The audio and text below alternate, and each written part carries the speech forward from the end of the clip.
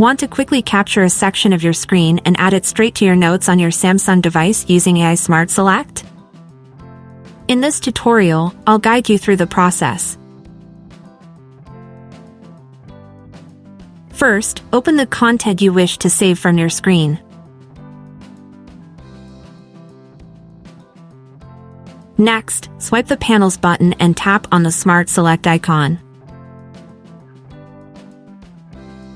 After that, use your finger to highlight the area you want to capture.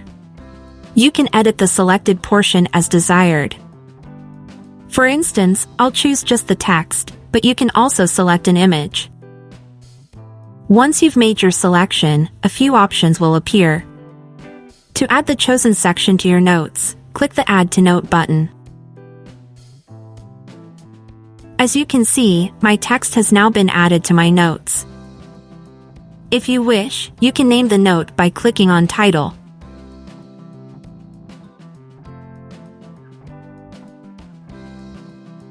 When you're finished, just go back. Notes will automatically save your changes. And that's it. Now, you have the selected screen section saved directly in your notes. If you enjoy our tutorials, follow our channel to stay updated on all the latest tips.